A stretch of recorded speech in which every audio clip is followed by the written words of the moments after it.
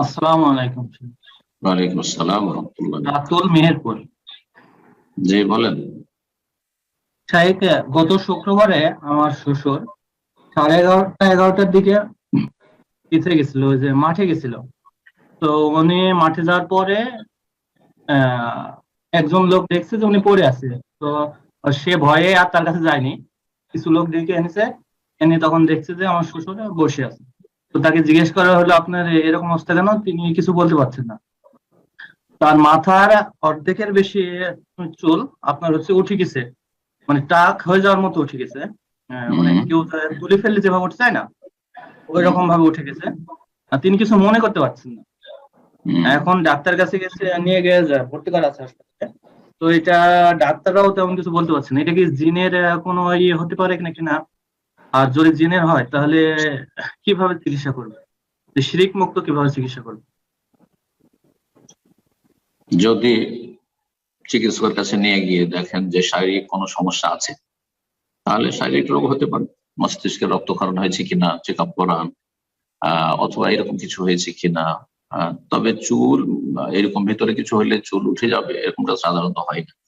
তো চুল উঠে গেছে অর্ধেক বা কিছুটা, নেই মাথাতে, মাথা নেড়া হয়ে গেছে, তো এটা লক্ষণ যে জিনে হয়তো কোনো জিনে দেখেছে, তার জিনে ডিস্টার্ব হয়েছে। জিন সাধারণত দেখেন কোনো জায়গায় তো হয়তো তাদের মিটিং চলছে, অথবা কোনো জায়গায় তাদের বাচ্চারা খেলা করছে, সেখানে তাদের ক্ষতি হয়ে গেছে, তখন এই ধরনের ক্ষতিগুলো বা আঘাতগুলি করে থাকে। অথবা এমনি শয়তান জিন আছে, অধিকাংশ জিন শয়তান, হ্যাঁ, মরদুদ মারাদাতুল জিন, তারা মানুষের ক্ষতি করে, জিনেরও ক্ষতি করে, ভালো জিনের ক্ষতি করার চেষ্টা করে। তো মানুষের মধ্যে যত খারাপ মানুষ আছে তার চাইতে বেশি সংখ্যায় পরিমাণে খারাপ জিন রয়েছে। তো যেমন মানুষ মানুষের ক্ষতি করে, চোর ডাকাত রাস্তা বিভিন্ন জায়গাতে ছিনতাই করে, লুটতারাজ করে, মারধর করে, ঠিক তেমনই জিন শয়তানেরও এরকম উৎপেতে থাকে আর এরকম ক্ষতি করে থাকে। সুতরাং সকাল সন্ধ্যার জিকির আজকার প্রোটেকশন মূলক, তারপরে সালাতের পরে জিকির আজকার, নিয়মিত কোরআন তেলাওয়াত, ফজরের নামাজ জামাতে পড়া, মানে সাল্লাহ সুবহা হাফিজাল্লাহ, ফজরের নামাজ যারা পড়লো তার আল্লাহ জিম্মা, আল্লাহর হেফাজত থাকলো। এইসবগুলি করলে সাধারণত শয়তান চান্স পায় না বা করতে সক্ষম হয় না, ক্ষতি করতে সক্ষম হয় না। এগুলো অগ্রিম ব্যবস্থা রাখা উচিত একজন মুসলিমকে সবসময়, গোনাহ থেকে যেন মুক্ত থাকে, আর ফরজ অজব ঠিক থাকে, আর নিয়মিত জিকির আজকার দৈনন্দিন ওগুলো ঠিক থাকে। আল্লাহ তৌফিক দান করুন। বাড়িতে যেন অহরহ পাপ না হয়, না হলে শয়তান সুযোগ পাবে ক্ষতি করা।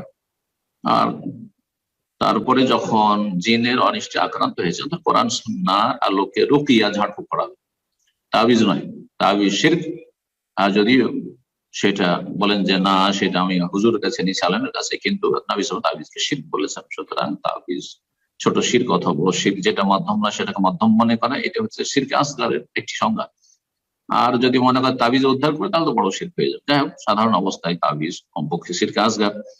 আর তাবিজ কোরআন হাদিস দিয়ে হইলেও সেটা সালাফদের অধিকাংশ অল্প ছাড়া কেউ সেটাকে জায়েজ বলেননি। সুতরাং তাবিজ জায়েজ নয়। আর রুকিয়া শারঈয়া, কোরআনী আয়াত দিয়ে, দুআ দিয়ে রুকিয়া ঝাড়ফুঁক করবেন। নিজেরা করতে যদি হিম্মত হয় করবেন, আর না হলে যদি নিজেরা না করতে পারেন, তো কোনো রাকি, কোরআন সুন্নাহর আলেম বাংলাদেশে অনেক রাকি হয়ে গেছে, যদিও অধিকাংশ ব্যবসায়ী যথেষ্ট পয়সা নিচ্ছে।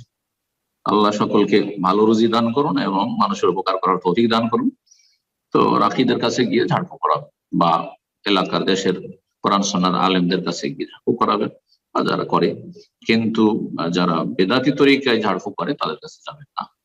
আল্লাহ শেফা দান করুন সমস্ত মানুষ জিনের অনিষ্ট থেকে আমাদের আপনাদের সকলকে, আপনার শ্বশুর সাহেবকে রক্ষা করুন এবং আল্লাহ শেফা দান করুন।